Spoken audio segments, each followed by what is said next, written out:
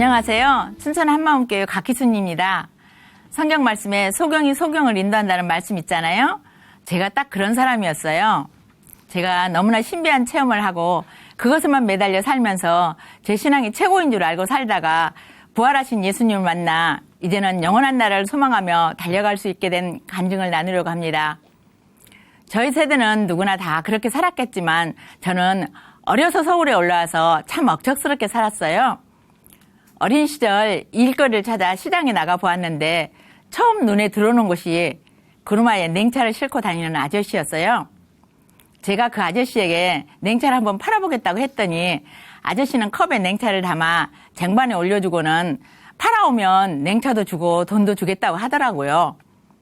그래서 저는 냉차 쟁반을 들고 열심히 시장 바닥을 휘젓고 다녔습니다. 그렇게 저의 서울 생활이 시작되었죠. 옷을 만드는 공장이나 식당 일 등 안 해본 일이 없을 정도로 닥치는 대로 일을 하면서 떡순이라는 소리를 참 많이 들었어요. 그러다 일을 하게 된 직장의 사모님을 따라 우연히 교회를 다니게 되었는데요. 교회라는 곳은 그렇게 나쁜 곳은 아닌가 보다 하며 그저 별 생각 없이 다녔습니다. 그러다 19살 되던 해 미용 기술을 배우게 되었는데요.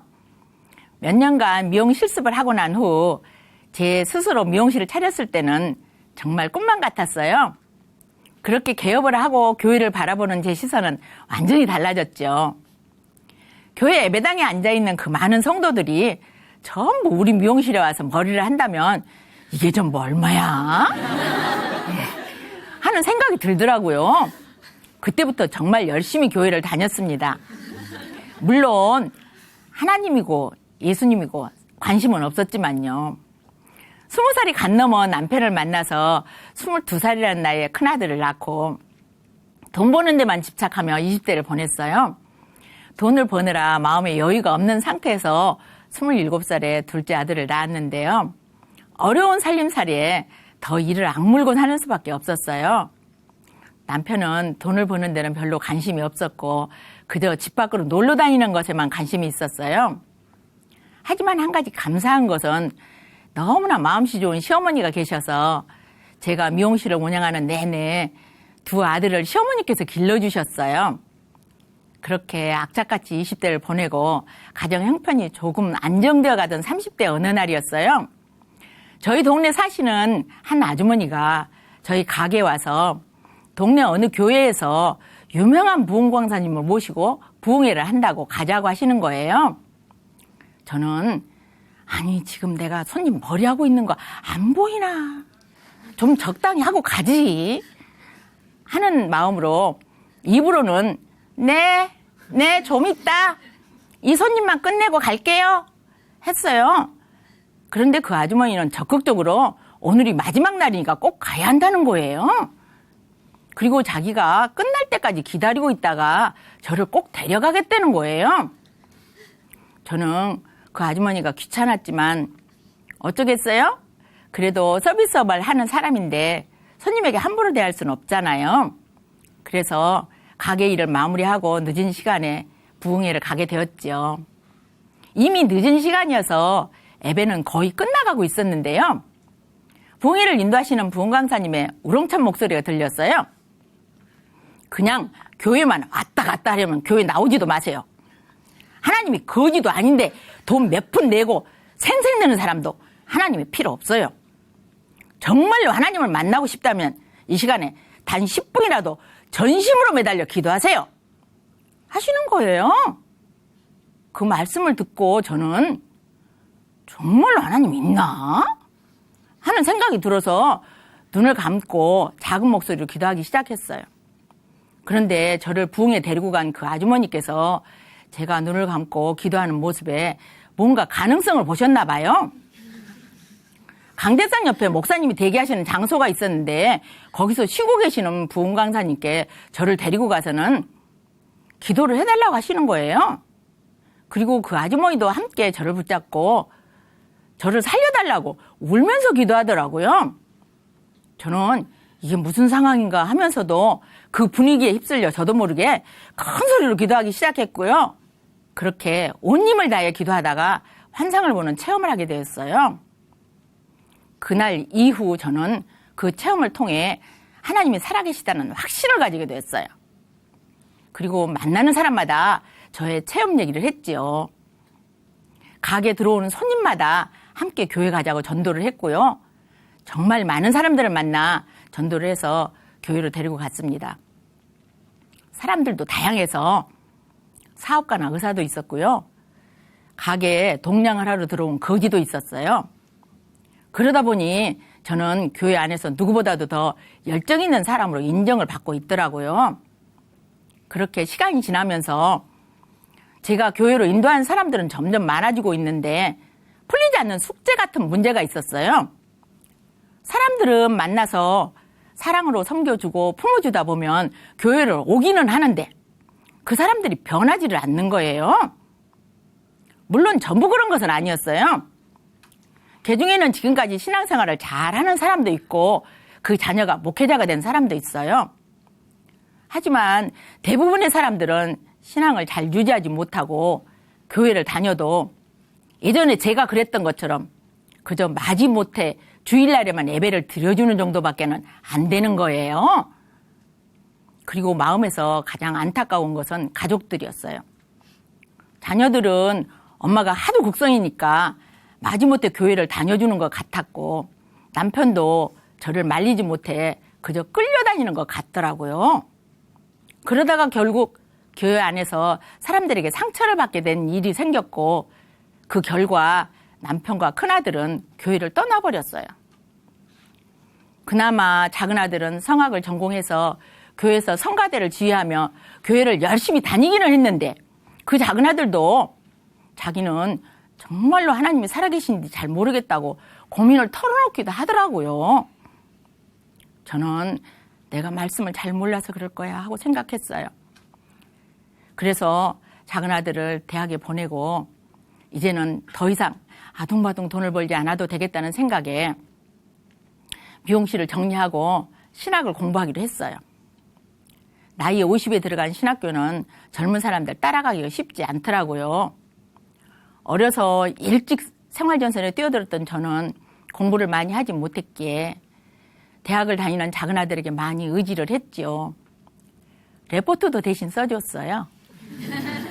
지금도 작은아들은 어머니가 몸으로는 신학교를 다니셨고 신학 공부는 제가 대신한 거예요. 졸업장은 저한테 주셔야 돼요 하면서 농담을 하기도 합니다.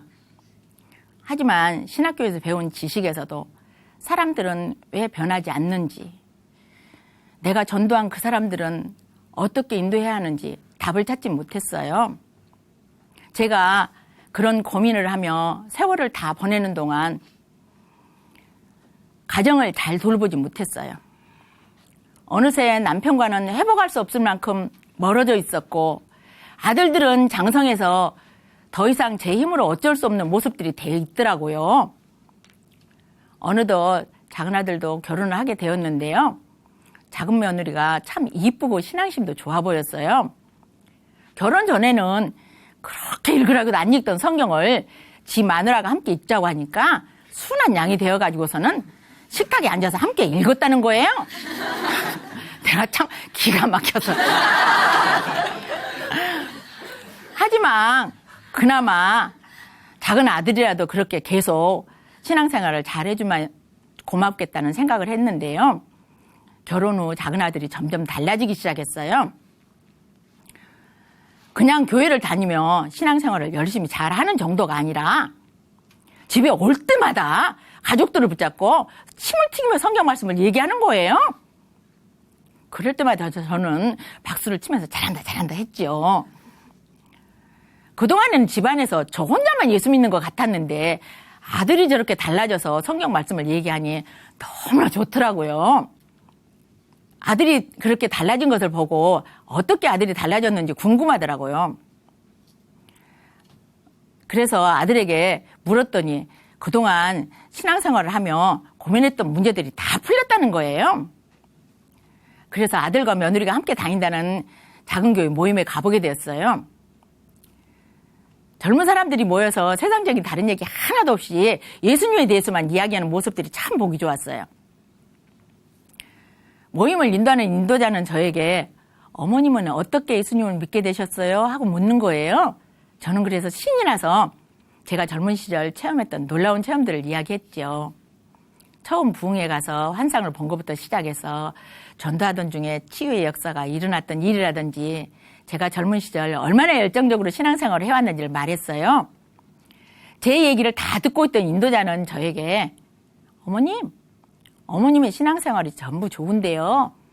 딱 한 가지 아쉬운 게 있네요 하는 거예요. 저는 처음에 무슨 말을 하는지 몰라서 머리를 갸우뚱했는데요. 제 신앙생활에 체험은 있는데 복음은 없다는 거였어요. 그 소리를 듣는데 기분이 나쁘더라고요. 그토록 열심히 했던 신앙생활이 전부 잘못되었다고 하는 소리로 들려서 너무 화가 나는 거예요. 그래서 그 교회 목사님 만나봐야 되겠다는 생각을 했어요. 아들을 앞장 세우고 춘천 한마음 교회를 찾아갔는데요. 그날 목사님이 안 계시더라고요. 그래서 교회에서 마련되어 있는 숙소에서 하루를 지내며 목사님을 기다렸죠. 결국 목사님을 만나게 되었는데요. 그날은 그동안 제가 영적 소경으로 살았던 저의 눈이 뜨는 정말 잊지 못할 날이 되었습니다. 저에게 목사님은 예수님에 대해 물으셨어요. 예수님이 누구시죠? 저는 하나님이요 했죠. 그랬더니 하나님이신 예수님이 왜 기도하셨을까요? 하고 묻는 거예요. 순간 대답할 말을 찾지 못하고 멍해져 버렸습니다. 그렇게 그동안 한 번도 제대로 고민해보지 않았던 예수님은 누구신가 하는 질문으로 시작해서 그동안 저의 신념으로 세워놓았던 탑이 와르르 무너져 버렸습니다. 그동안 내가 믿는다고 했던 예수님, 그분이 누구신지, 왜 그분이 하나님이신지, 믿는다는 것이 무엇인지 모른 채 그저 제가 겪었던 신비한 체험이 복음 위에 올라가 있었어요. 그날 밤 목사님은 댁으로 돌아가시고 함께 잠을 자게 된 교회 자매와 말씀 교제를 했는데요. 예수님에 대해 들으면서 그동안 내가 믿는다고 했던 예수님, 그분과 상관없이 내가 주인돼요. 내가 하나님이 돼요. 교회 안에서도 내가 최고라고, 내가 가장 열정적이고 열심히 있는 성도라고 교만해 있던 저의 신앙의 실체를 알게 되었습니다. 바로 이 예수님이 하나님이시라고, 예수님을 마음의 주인으로 모셔야 한다고, 예수님을 믿으라고 보여주신 것이 부활의 표적이었어요. 부활을 통해서 십자가를 보니 하나님이 나를 위해 죽어주셨더라고요. 전능하신 하나님이 정말로 하늘 보좌를 버리시고 이 땅에 사람을 오셔서 내 죄를 위해서 죽으시고 부활하신 거예요. 신앙생활에서의 체험은 회개하고 예수님을 믿는 사람들이 주인 되신 예수님과 함께 더불어 먹고 살면서 함께 한 것이 진짜 체험이더라고요. 저는 수십 년간 해왔던 신앙생활을 하나님 앞에 내려놓고 회개하고 예수님을 주인으로 모셔드렸습니다.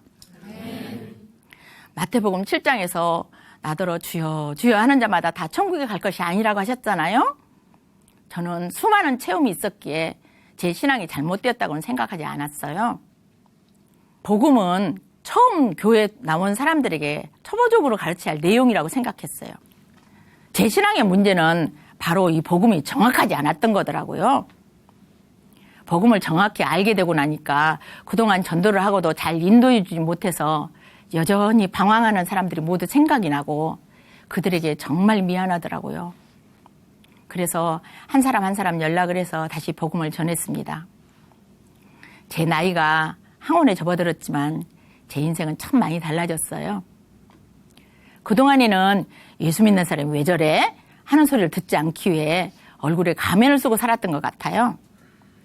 그렇게 힘들게 나 자신을 가리면서 살다가 결국에는 참다가 터져버리면 아무도 말리지 못하는 폭탄이었는데, 그랬던 제가 이제는 자연스럽게 마음의 평안을 찾고 용납하고 살게 되더라고요.